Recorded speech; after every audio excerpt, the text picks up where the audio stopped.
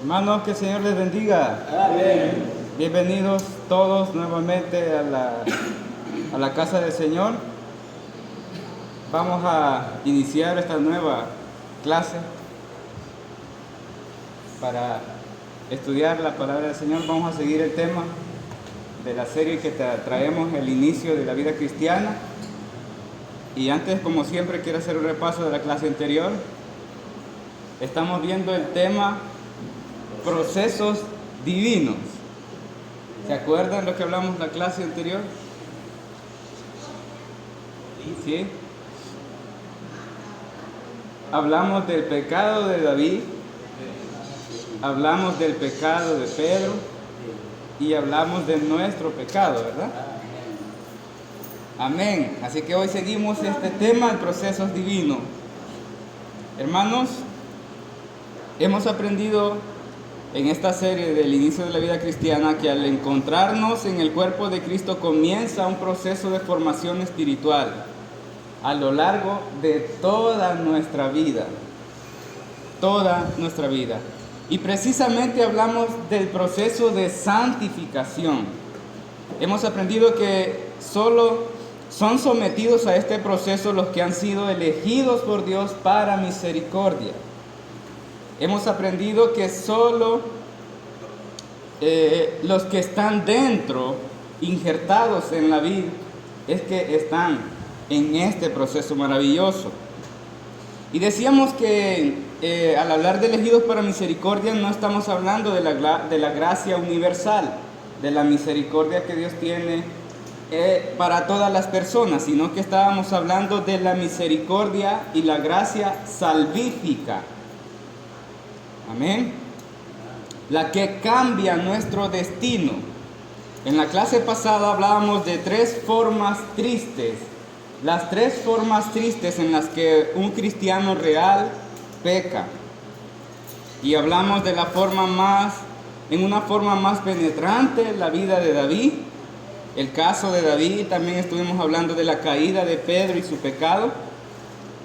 Y también comprendimos nuestra pecaminosidad, basados en el versículo del mandamiento que Jesús habló, en el que decía: amarás al Señor tu Dios, ¿se acuerdan?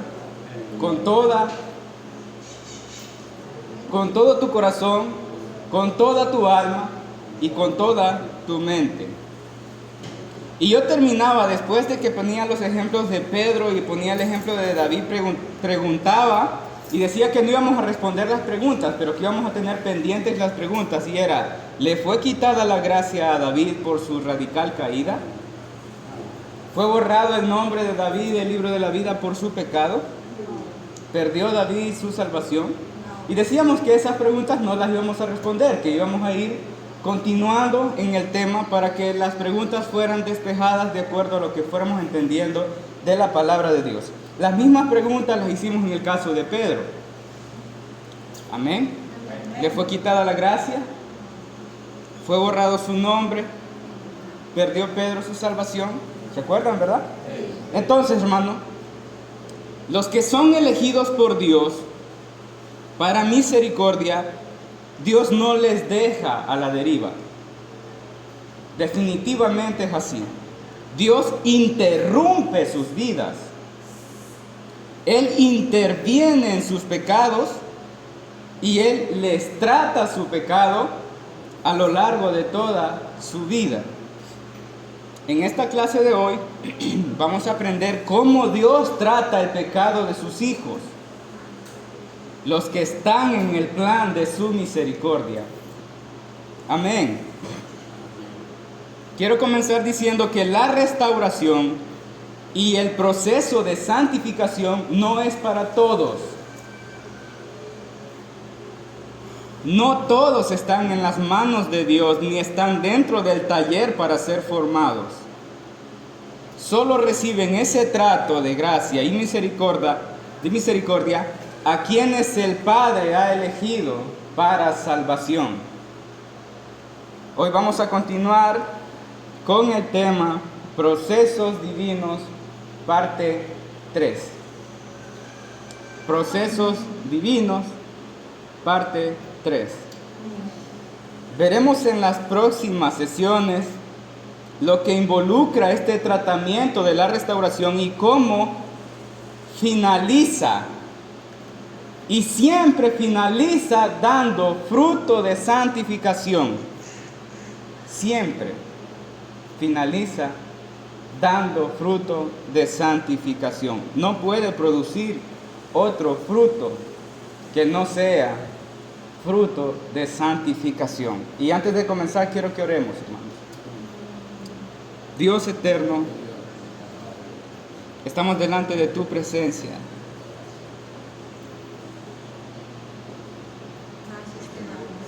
Perdona todas nuestras iniquidades.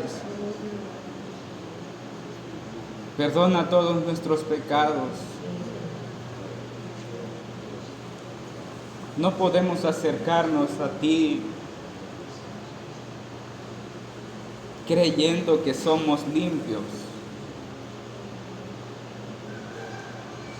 Reconocemos nuestra pecaminosidad. Reconocemos, Señor, que no estamos a la altura de lo que tu palabra enseña. Pero sabemos que tú puedes limpiarnos. Sabemos que tú puedes perdonar nuestros pecados y restaurarnos y guiarnos en el proceso de la conformación a tu Hijo. Bendícenos con tu palabra, Señor, y alumbra nuestras vidas. En el nombre de Jesús de Nazaret te lo pedimos, Padre. Amén y amén. Hermanos, vamos a comenzar leyendo un versículo. Gálatas capítulo 6. Gálatas capítulo 6.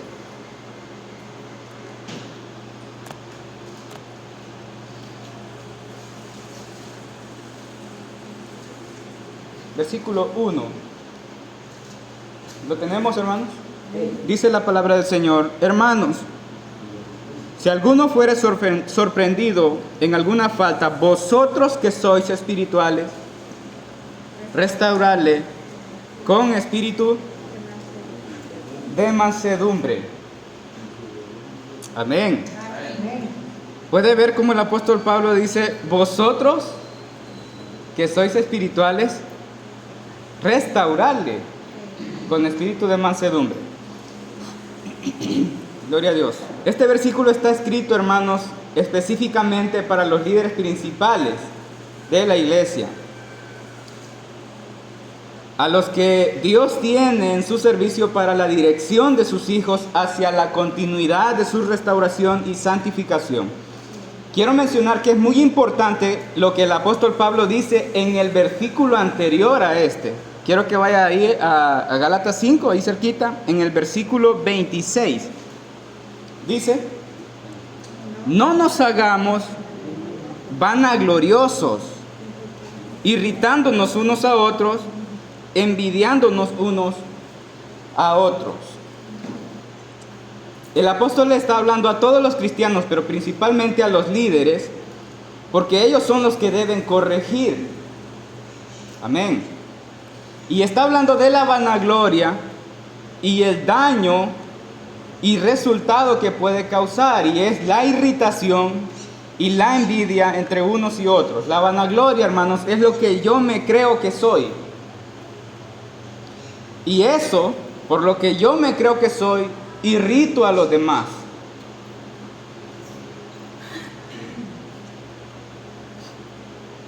Porque por esa razón, por lo que yo creo que soy, o por el nivel en el que yo creo que estoy, me da a mí como el pase de irritar a los demás porque ellos son débiles. Y casi siempre esta misma persona va a luchar con la envidia de otro que está más arriba que él. Amén. Y en la clase pasada yo enseñaba que ningún ser humano tiene el poder para restaurar a otro, ¿se acuerdan? Sí. Yo enseñaba que es imposible que un ser humano en esta carne, débil, imperfecto, pecador, tenga en él el poder de restaurar a alguien. Pero Dios, y aquí va la diferencia, pero Dios usa esas personas débiles, imperfectas, pecadoras para transmitir sus palabras. Las palabras que llevan el poder de sacudir la conciencia de alguien y alumbrar su pecado. Y cómo es de glorioso que esas mismas palabras efectúan al mismo tiempo la humillación y el arrepentimiento en una persona. Y eso, mis amados hermanos, no los puede provocar las palabras vacías de ningún hombre.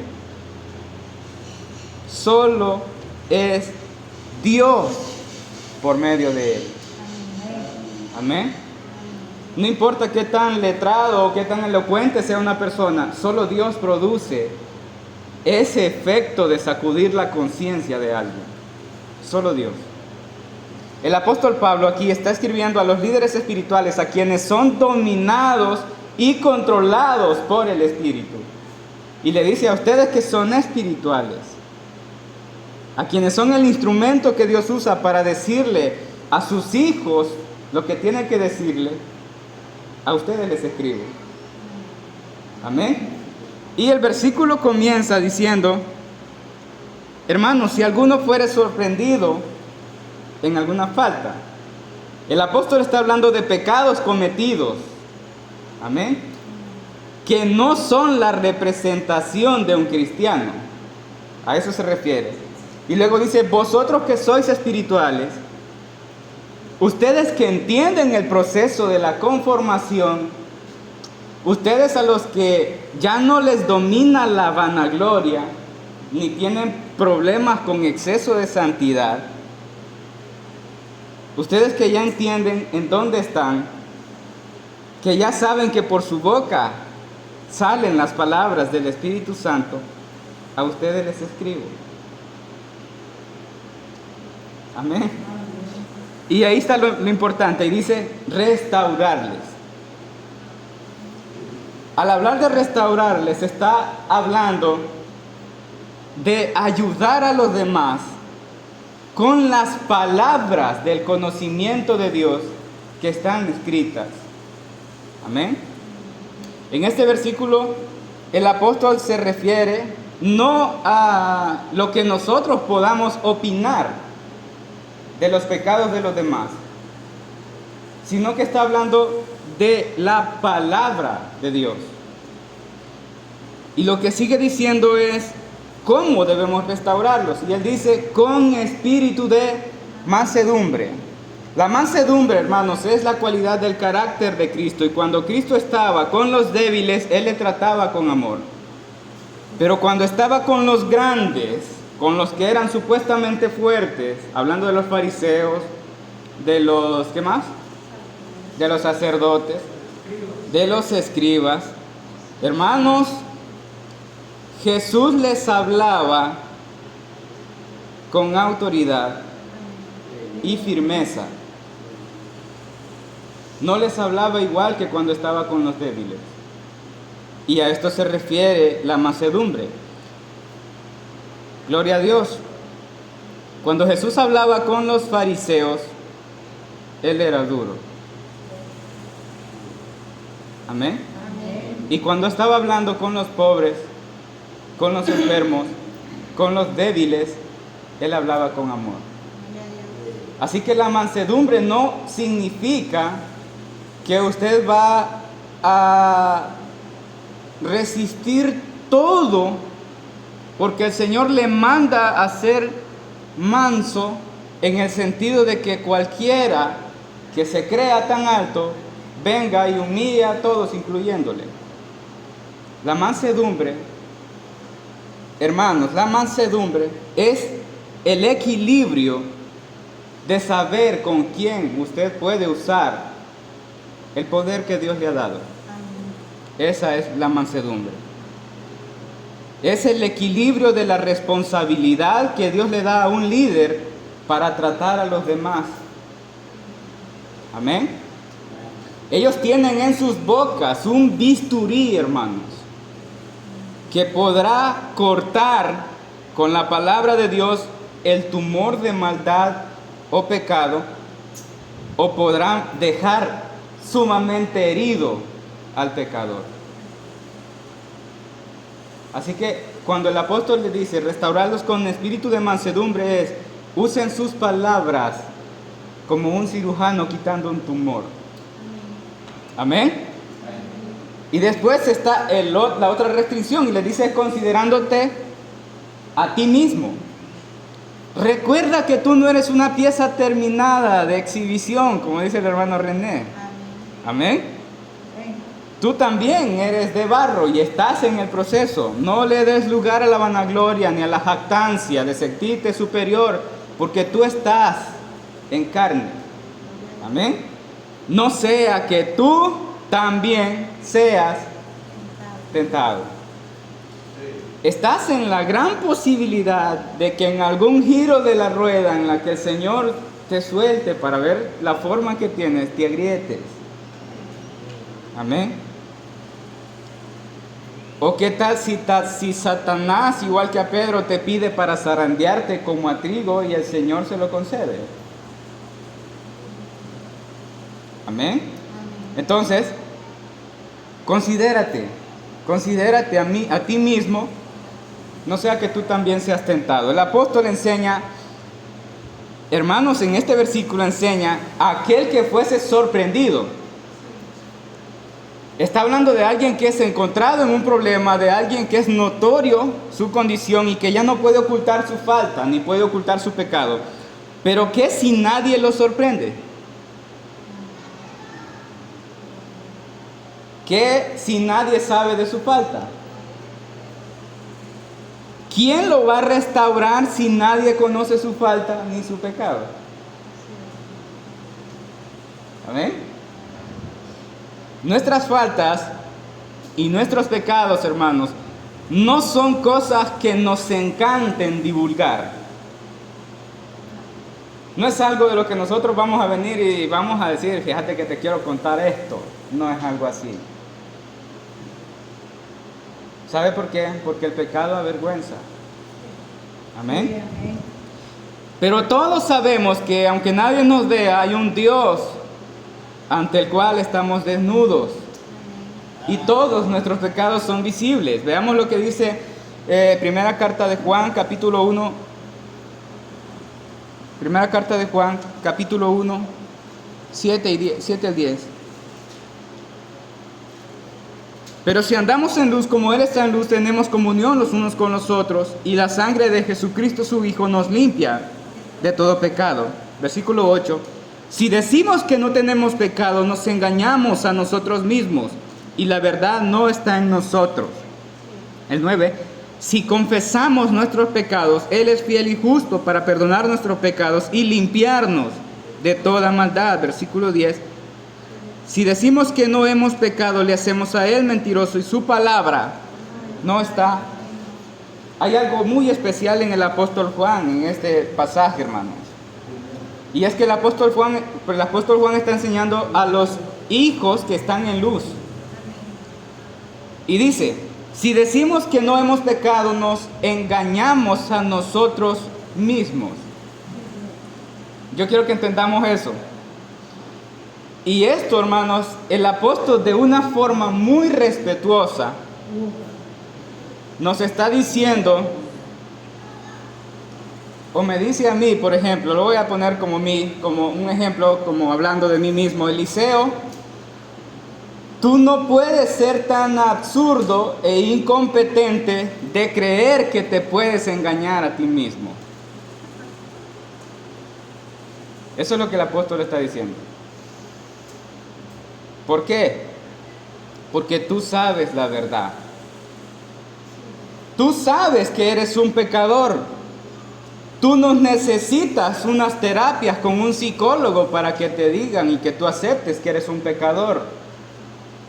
No puedes engañarte a ti mismo. Amén.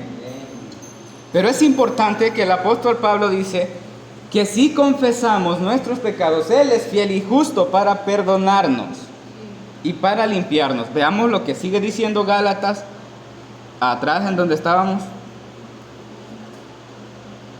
Versículo 2, Gálatas 6, versículo 2 al 5. ¿Lo tenemos?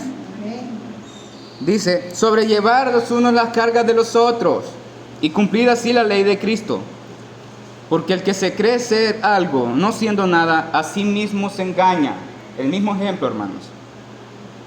Así que cada uno someta a prueba su propia obra, y entonces tendrá motivo de gloriarse solo respecto de sí mismo y no en otro, porque cada uno llevará su propia carga.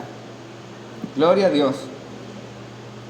El apóstol dice que también en este caso hay personas que se engañan a sí mismos. Pero para que no se engañen, sometan su propia prueba.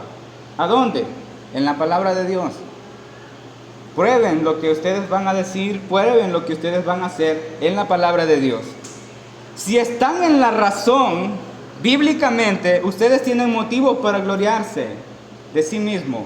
De decir, sí, yo estoy en lo correcto porque esta es la palabra de Dios.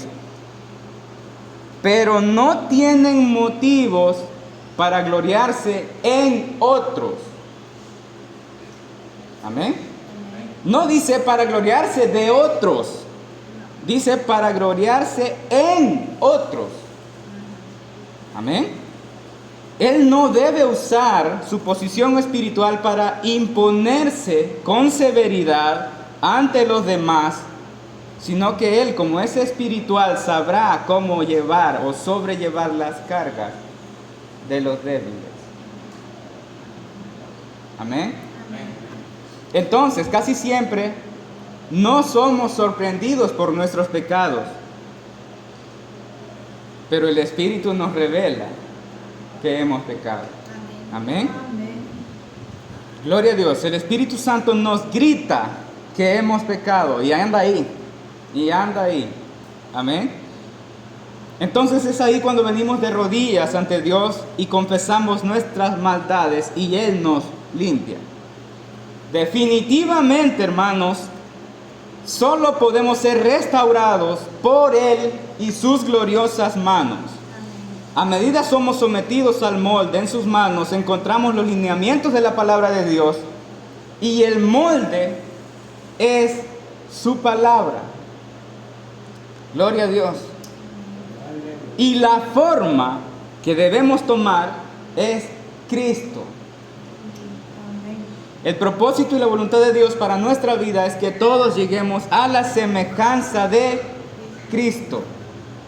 Estos son los lineamientos que conscientemente, hermanos, nosotros sabemos de los que no tenemos la forma de Cristo. Amén. Pero estamos en el proceso.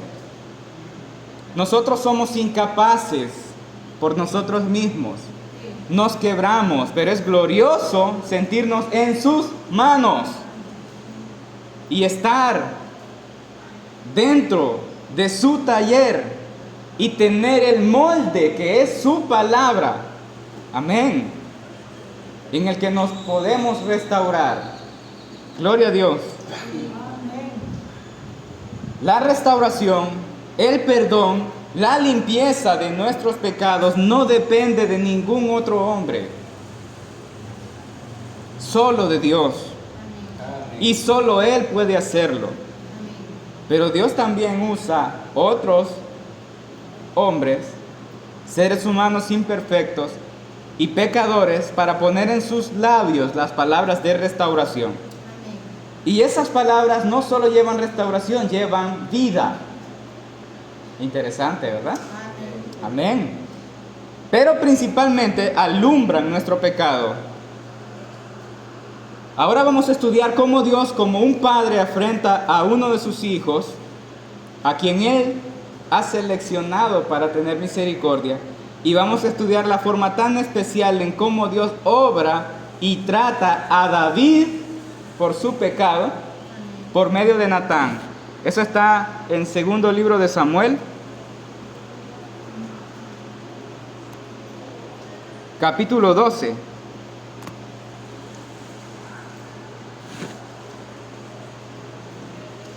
¿Lo tenemos, hermanos? Vamos a leerlo rapidito. Leamos. Segundo libro de Samuel, capítulo 12.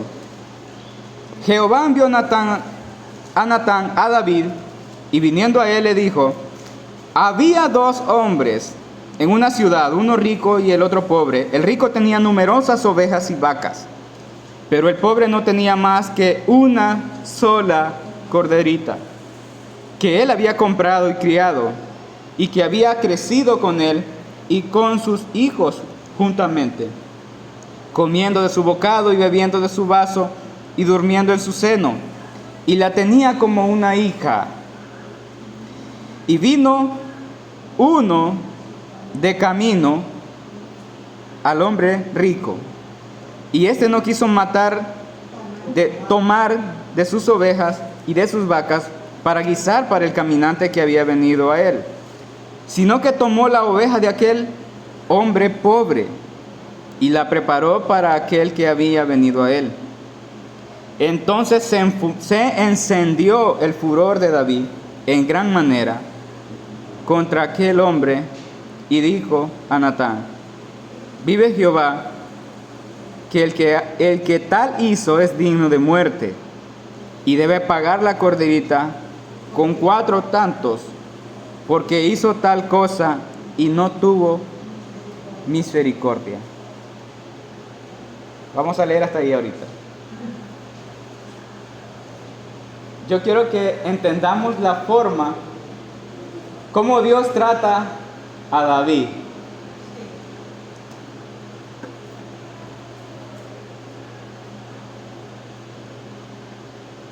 Y quiero, hermanos, decir que primero, el profeta no iba a poner ejemplos bonitos porque él era alguien creativo. Cada palabra que el profeta dijo venían directamente de Dios. Cuando un profeta iba a hablar palabra de Jehová, no tenía autorizado a agregarle ni a quitarle lo que Jehová había dicho. Así que las palabras del profeta son exactamente las palabras de Jehová. Amén. No fue que el profeta fue ingenioso con un ejemplo. Dios escogió cada palabra que él iba a decir, y Dios hizo que Natán hablara exactamente esas palabras que iban a penetrar en lo profundo del corazón de David. Dios no le está hablando a David como a un rey. Dios le está hablando a David como un pastor amoroso al que Dios se deleitaba ver en su juventud. Así le está hablando. ¿Por qué le digo esto? Vaya conmigo a primer libro de Samuel, capítulo 17, versículo 34 y 35. ¿Lo tenemos? David respondió a Saúl: escuche, hermanos, tu siervo era pastor de ovejas de su padre.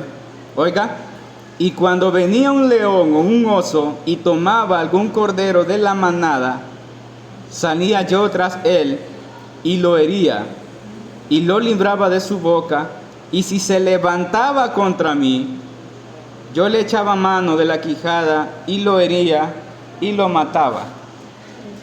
Solo fíjense el nivel de pastor que David era.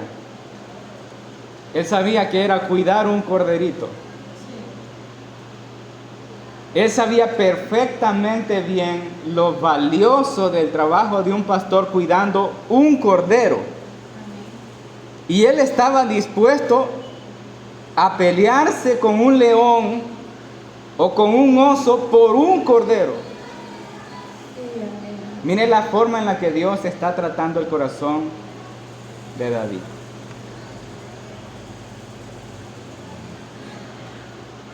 Ese ejemplo del hombre rico que le robó la única corderita que tenía el pastor pobre le hizo hervir la sangre a David.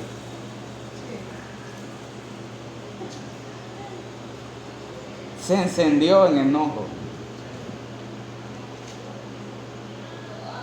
David sabía lo que costaba cuidar un corderito.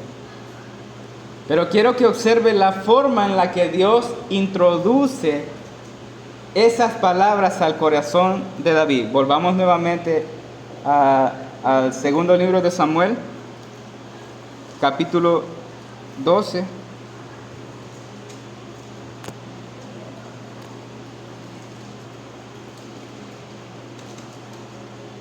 Versículo 7. ¿Lo tenemos? Entonces dijo Natán a David: tú eres aquel hombre. Así ha dicho Jehová, Dios de Israel: yo te ungí sobre Israel y te libré de la mano de Saúl, y te di la casa de tu señor y las mujeres de tu señor en tu seno. Además te di la casa de Israel y de Judá, y si esto fuera poco, te habría añadido aún más. ¿Por qué pues tuviste en poco las palabras de Jehová, haciendo lo malo delante de sus ojos? A Urías Heteo heriste a espada, y tomaste por mujer a su mujer, y a él lo mataste con espada de los hijos de Amón. Por lo cual ahora no se apartará jamás de tu casa la espada, por cuanto me menospreciaste, y tomaste la mujer de Urías Heteo para que fuese tu mujer. Así ha dicho Jehová: he aquí yo haré levantar el mal sobre ti de tu misma casa, y tomaré tus mujeres de delante de tus ojos, y las daré a tu prójimo, el cual yacerá con tus mujeres a la vista del sol. Porque lo que tú hiciste es en secreto, mas yo haré esto delante de todo Israel a pleno sol. Amén. Amén. El profeta, en la segunda parte del mensaje de Jehová, la primera era el ejemplo de la oveja. La segunda parte es el mensaje. Tú eres aquel hombre. Quiero que sepamos que el profeta en ningún momento se muestra arrogante. En ningún momento, ni mucho menos él va con una actitud desafiante, de las ganas de ir a humillar a un rey porque él tenía el poder. Natán no llega de esa forma. El profeta solo es un ser humano que transmite el mensaje y se limita a las palabras de Jehová. Cuando las palabras de Jehová son pronunciadas, hermanos, no existe conciencia que no sea sacudida. No puede haber una persona que resista esas palabras. El versículo 13 es el maravilloso y dice: entonces David dijo a Natán: pequé contra Jehová. Y Natán dijo a David: también Jehová te ha redimido tu pecado, no morirás. Gloria a Dios. Es especial cuando el profeta le dice: el Señor ha redimido tu pecado. Qué descanso, ¿verdad? Qué descanso. Pero como todo buen padre, hermanos, Dios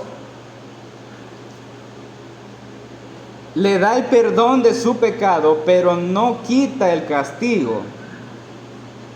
Y el castigo es duro. Amén. Pero lo que yo quiero presentarles es la forma en la que Dios trata a sus hijos, y está llena de amor y misericordia, y Dios restaura a David. Ahora vamos a estudiar el otro ejemplo con el que venimos, y es el ejemplo de Pedro. Y es maravilloso que Pedro recibe todas las palabras de restauración por la boca y el aliento mismo de Jesucristo resucitado. Amén. Pero quiero que analicemos la forma tan especial en la que es afrentado Pedro en su pecado. Juan capítulo 21. Evangelio de Juan capítulo 21, versículo 14 al 19.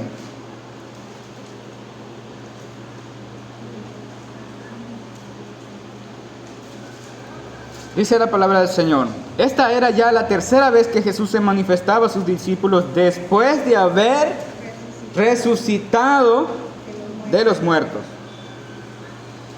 Cuando hubieron comido, Jesús dijo a Simón, Pedro, Simón, hijo de Jonás, ¿me amas más que estos? Le respondió, sí, Señor, tú sabes que te amo. Y él le dijo, apacienta mis corderos.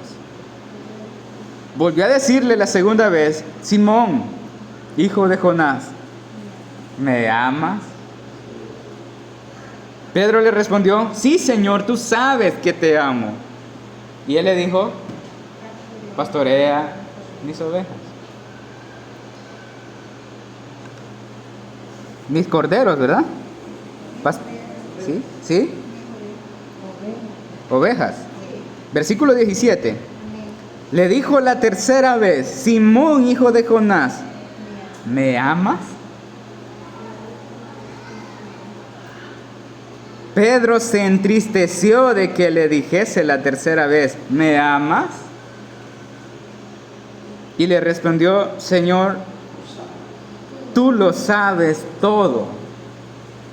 Tú sabes que te amo. Jesús le dijo, apacienta mis ovejas. Amén. Hermano, esas preguntas, los tres, ¿me amas? Son las palabras más penetrantes que Pedro pudo haber experimentado en toda su vida. En toda su vida. Preguntas que llegaron a lo profundo del corazón de Pedro y se metieron en donde no hubo nada que detuviera esas palabras.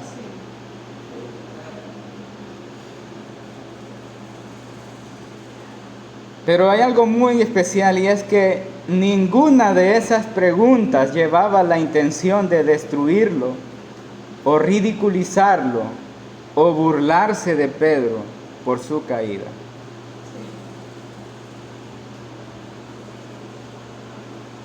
Oh, pero yo estoy seguro que el pecado de Pedro sacudió su ser hasta entristecerse.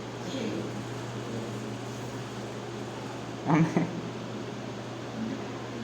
Y es especial que Jesucristo le dice, me ama todas esas veces, y Jesús supo que él estaba triste. ¿Verdad? Él ha de haber visto la tristeza en Pedro. Y hay algo muy importante ahí. Y es que Jesús no le dice, deja de estar triste.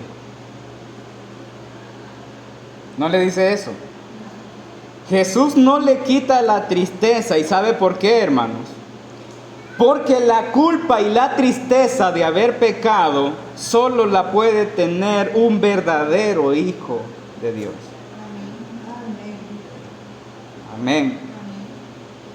Qué importante es sentir tristeza, qué importante es sentir culpa, qué importante es sentir dolor por pecar contra Dios. Amén.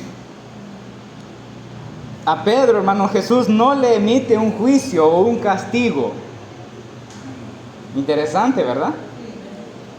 Más bien le anima en cada respuesta y le dice, apacienta mis corderos, apacienta mis ovejas, pastorea mis ovejas. Amén. ¿Por qué Pedro no fue castigado? El pecado de Pedro, hermanos, y su caída tiene un trasfondo en el que ni Pedro se imaginaba la magnitud de las fuerzas del infierno en su contra. Satanás con toda su furia zarandeó a Pedro. Yo estoy seguro, hermanos, que Pedro sufrió mucho más de lo que la Biblia relata. ¿Por qué? Yo no puedo imaginar las noches de Pedro después de recordar la mirada de Jesús. Hermanos, tener en su conciencia esa mirada, ver morir a Jesús de la forma más despiadada y entender que lo único que había hecho por Jesús en su sufrimiento era negarlo. Y esa era la única imagen que Jesús se llevó de Pedro antes de su muerte. Pedro fue castigado terriblemente en su conciencia todo ese tiempo, hermano. Todo ese tiempo. Pero Jesús, en vez de profetizarle un juicio, le profetiza la manera en que habría de glorificar a Dios.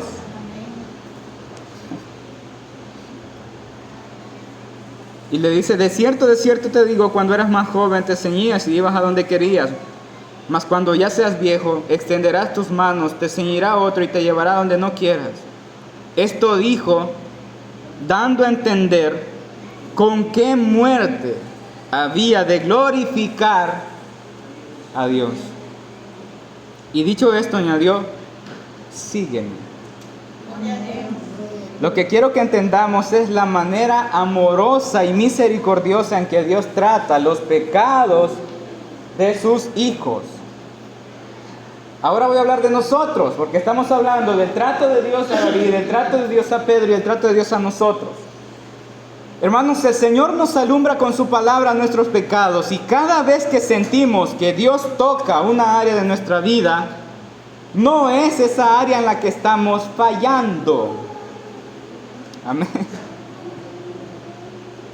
Es que yo estoy fallando en esa área. No es así. No es que estoy fallando, estoy pecando. No es que estoy fallando, estoy pecando en esa área. Y el Señor me alumbra mi pecado. Amén. Gloria a Dios. La palabra de Dios no viene para decirte necesitas mejorar.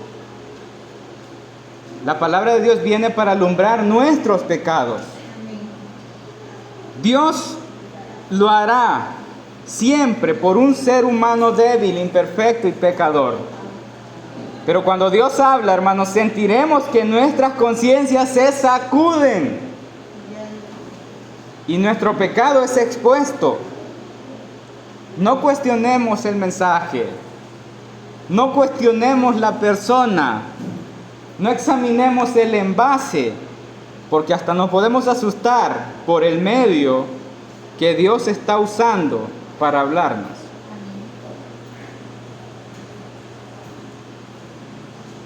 El profeta, ¿a quién fue el que le habló la burra? A Balaam.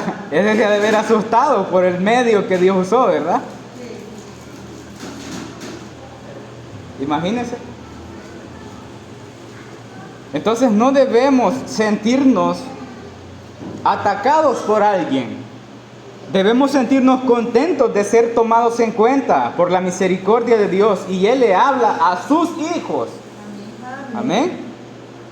Ustedes son el medio que Dios usará para la restauración de sus hijos, los que Él ha comprado con su sangre. Un líder espiritual debe someterse estrictamente a decir las palabras de Jehová. Un líder no está autorizado a dar su opinión sobre los pecados de los demás. Un líder no está en la posición de expresar lo que piensa que le hizo falta al pecador para superar. Un líder no divulga ni escandaliza el pecado de alguien. Un líder no va a humillar ni a ridiculizar a nadie por su pecado. Un líder cristiano, hermano, sentirá dolor por ver a otro hijo de Dios caer.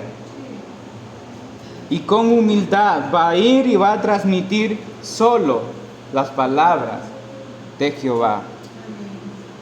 Esas transmiten vida. Esas mismas palabras van a convencer al hombre de pecado y lo llevarán a la restauración. Cualquier idea, cualquier comentario, cualquier mala intención bajo el pretexto de exceso de santidad propia no va a edificar a nadie. No va a llevar vida. Eso va a causar el efecto contrario. Y eso, hermanos, no va a ser un espíritu de mansedumbre. Los líderes, al igual que el profeta Natán, deben limitarse a decir solo las palabras de Jehová. Créanme que son suficientes. Y si alguien no reacciona ante la fuerza y el poder de esas palabras, ustedes no tienen nada más que hacer. Nada más. En la próxima clase seguiremos estudiando este tema de los procesos divinos, hermanos. Dios les bendiga.